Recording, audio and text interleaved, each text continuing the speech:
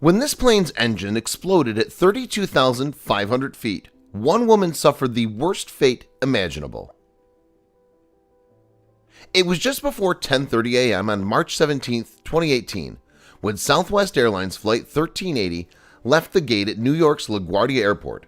Some 15 minutes later, the Boeing 737-700 took off for Dallas, Texas, carrying 144 passengers and 5 crew. What started out as an everyday flight soon became anything but routine, and for one woman, Jennifer Riordan, the events that unfolded a short while later would be utterly tragic. Before we get started, take a moment to please subscribe to our channel, leave us a comment, and give us a like. A 43-year-old mother of 2, Jennifer Riordan joined Wells Fargo Bank in Albuquerque, New Mexico in 2008.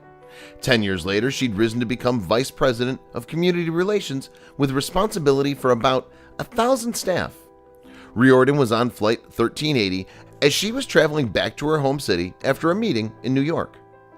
Riordan had always been a high achiever, graduating with a bachelor's degree in organizational communications from the University of New Mexico in 1999. She also gained an associate's degree from Vermont's Chaplin College. Riordan's academic achievements proved to be an ideal launching pad for her successful Wells Fargo career. But let's return to Flight 1380. As the Boeing's engine powered up ready for takeoff, there may have been a few nervous flyers who felt some anxiety, but most were probably quite relaxed and ready for the relatively short flight to Dallas Love Field Airport. The Boeing 737-700 thundered down the runway with pilot Tammy Jo Schultz, of whom we'll hear more later, at the controls. Schultz was accompanied in the cockpit by First Officer Darren Elliser, with 3 flight attendants looking after the passengers in the cabin. Southwest had been operating this particular plane since taking delivery of it in the year 2000. After takeoff, the plane soon reached its cruising height of 32,000 feet.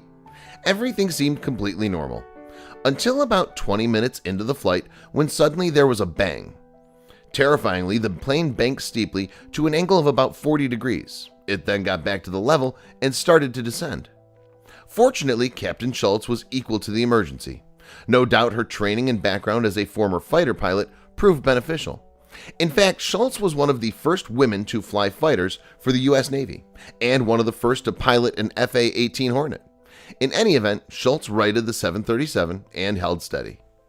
And her remarkably composed exchanges with ground control, which have since been made public, have sealed her reputation as a woman of incredible nerve and courage. Southwest 1380 has an engine fire, descending, she says, without a hint of emotion in her voice. The traffic controller is a little less calm.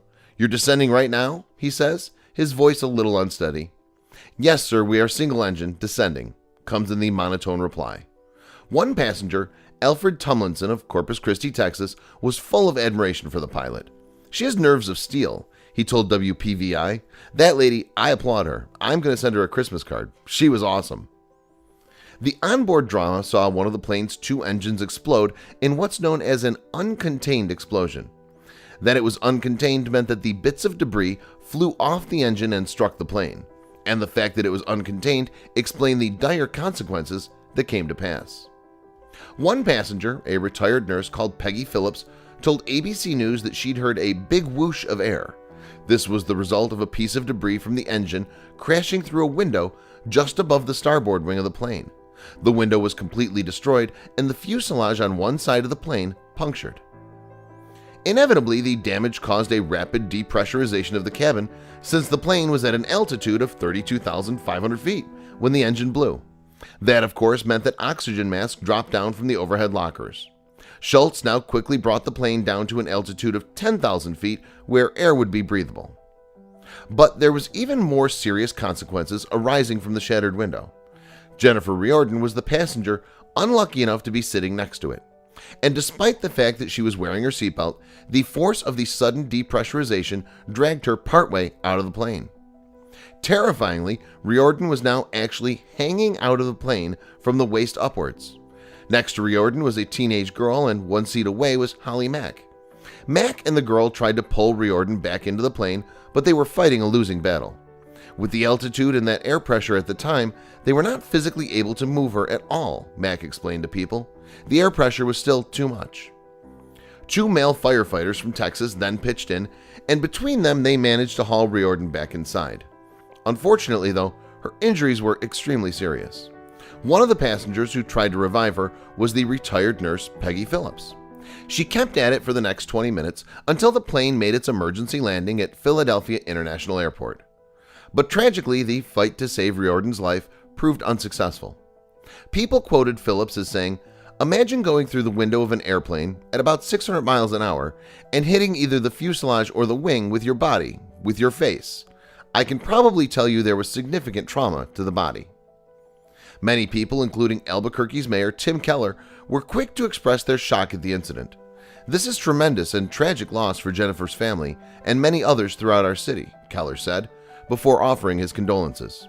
"Her leadership and philanthropic efforts made this a better place every day, and she'll be terribly missed. We're holding Jennifer and her family in our thoughts." Of course, those most affected by the terrible catastrophe were Riordan's husband Michael and her 2 children, both still of school age. "She and Mike wrote a love story unlike any other," the family said in a statement. "Her beauty and love is evident through her children."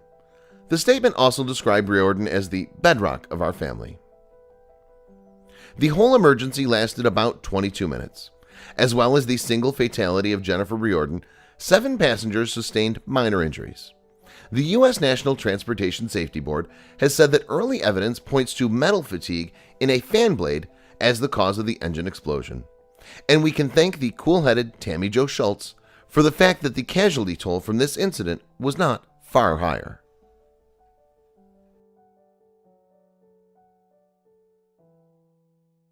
Check out these other videos from Let Me Know. If you haven't made the move to subscribe to our channel, all you need to do is click on that red subscribe button. Thank you for watching.